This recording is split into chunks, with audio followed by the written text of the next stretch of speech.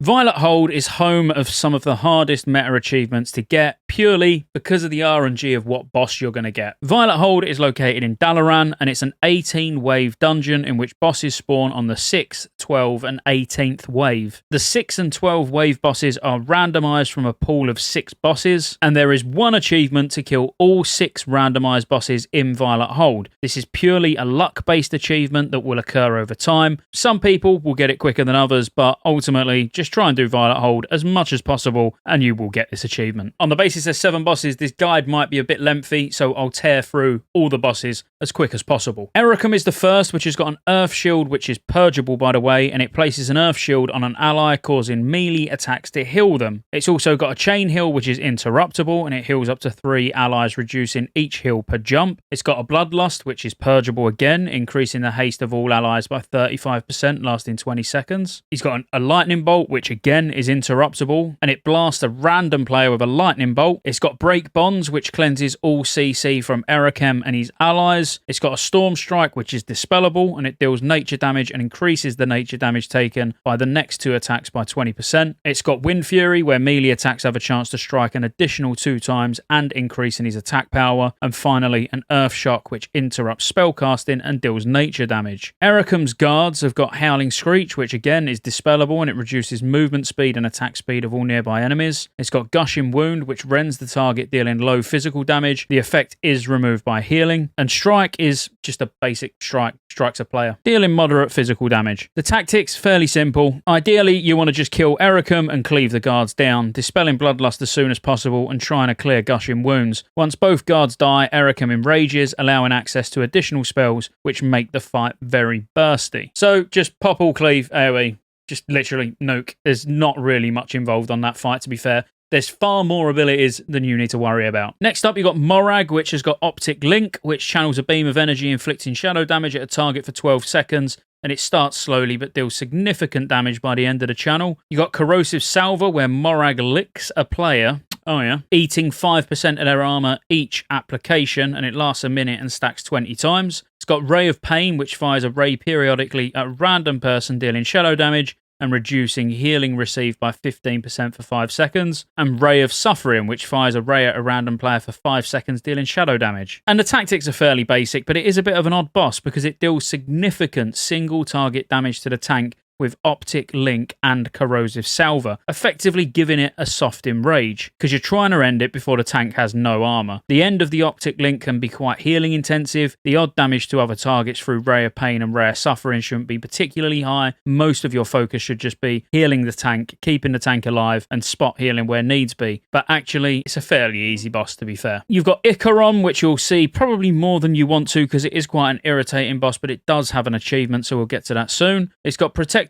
Bubble, where Icarus reduces his damage taken by 99%, and this effect has 35 charges, and each spell and attack will remove 1 charge. When depleted, Icarus will burst. When he uses burst, he bursts into 10 globules, stunning the boss himself for 15 seconds. Each globule that doesn't make it back to the boss reduces his health by 3% each. He does a splash, which basically just does a burst and knocks everyone back and inflicts frost damage. He does Water Blast, which when in the protective bubble, he'll occasionally cast Water Blast at a random player, dealing frost damage and knocking them back. And he's got Water Bolt Volley, which when in his protective bubble, he'll cast a volley of frost at all players, dealing frost damage. The tactics are fairly basic. You need to deal 35 different types of damage to the boss to break the protective bubble. Once everyone's knocked back and these globules spawn, the group needs to try and kill as many of them as possible before they merge back to the boss. Each one you kill is worth 3% of the boss's max health. The damage is low on this fight and can be quite frustrating with the knockbacks, and a good tip from me personally, every time he bursts, just use a candle, wipes them all out, makes this boss really quick. You shouldn't need him anywhere else, really. The achievement is literally to kill the boss without ever letting a globule get to him. So once you engage the boss, have each person in your group kill them. It will be expected for everyone to contribute. This would be your healer as well. Have your burstiest or highest DPS kill the globules that are closest to the boss and allow tanks and healers to pick up the ones at the back. And this will need to be repeated for each burst phase. Or just use the candles. Zevos is quite a high damage fight and can quickly get out of hand actually, but he's got an arcane bolt that deals arcane damage to the high highest threat target. He's got an Arcane Bolt Volley, which deals arcane damage to all players. He's got Arcane Buffet, which is dispellable, and it deals low arcane damage to the tank and increases the damage they take from arcane,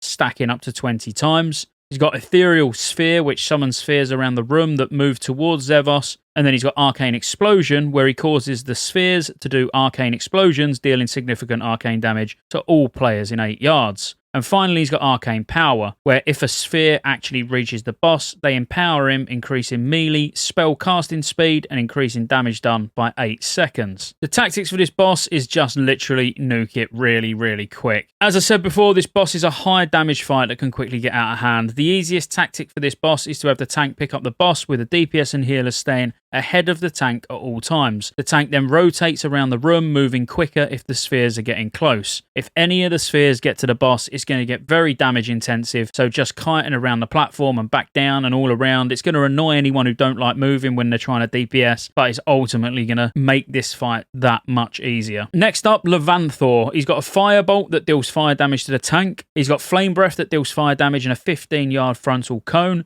He's got Lava Burn, where the boss spits a pool of lava at a random player, dealing damage every second anyone is stood in that pool for 8 seconds. And he's got Cauterizing Flames, which deals fire damage to all members of the party and increases fire damage taken by 35%, and this lasts 3 minutes. So for the tactics, this boss deals quite a large amount of fire damage, so avoiding any additional fire damage from things like the frontal cone and making sure you get out of those lava pools as soon as possible will all go to just helping reduce that damage and ultimately take some pressure off your healer. Cauterizing Flames adds a softening rage to this fight that means you'll need to kill the boss as quick as possible, so ideally just full nuke, make sure everyone's awake, and loot the boss, because really, it is more or less a tank and spank. Tank and spank, move out of lava, don't stand in front of the boss. GG. Zuramat the Obliterator. So first up, he's got Summon Void Sentry, where he summons a Void Sentry. It cannot be seen naturally by players, though. These are shrouded in the void and cannot be seen by players that aren't also in the void. Then he's got a Shadow Bolt Volley, where sentries fire Shadow Bolt volleys, dealing damage to all players. Then he's got Void Shift, where the boss targets a random player and shifts them into the void, inflicting shadow damage every second for 5 seconds. And at the end of this, the player is then moved into the void and can now see the void sentries. Void Shifted will also affect any player that is in the void, and they'll take shadow damage every second for 15 seconds. He's also got Shroud of Darkness, which is dispellable, but the boss puts a shroud on himself, reducing healing received for any attacker for 10 seconds.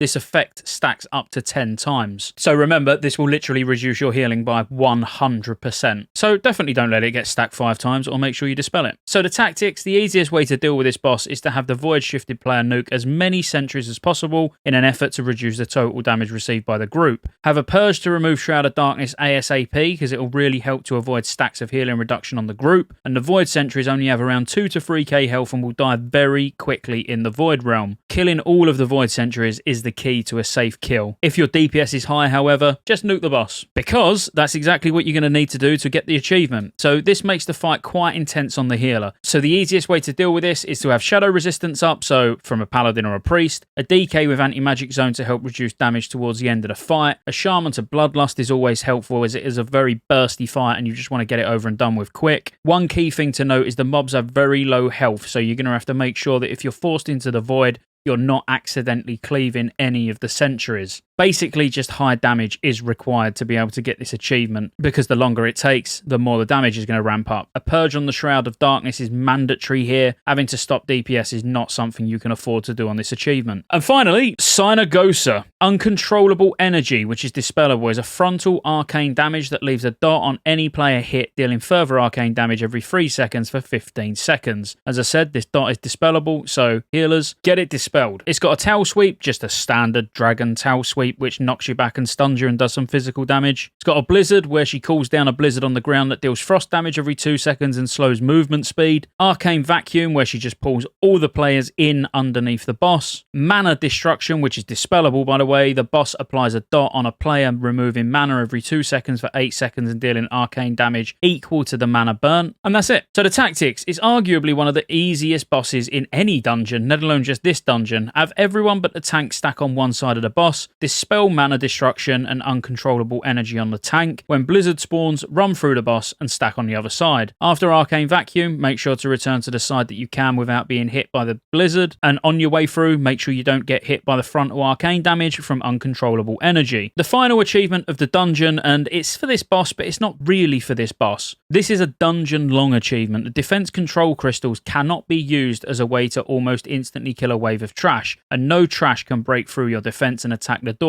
So tanking each wave at the portal in an effort to pick up any trash spawns is the easiest way to ensure the door stays at 100%, and defeating Synagosa is the easy part, but you cannot use any of the defense crystals, which, if I'm completely honest, you rarely see anyone use them anyway. I don't think people know they're there. So the only thing to be aware of here is if you do get Icarus, the big water boss that we spoke about earlier, just don't do what I said and use the candles on the side of the walls if you're going for the final achievement. And that's it. Be sure to like, subscribe, roll the outro. There's lots of ways you can support the channel to keep me here putting out World of Warcraft content and covering all future MMOs. Consider joining the channel as a member. You get access to emotes. Everyone will know you're a member when you comment on future videos because you get a nice icon next to your name. And you get access to members-only videos, which I'll be putting a lot of on the channel throughout the year. Additionally, there's a Patreon link in the description as well. Thank you for watching all the way to the end, and I'll see you on the next one.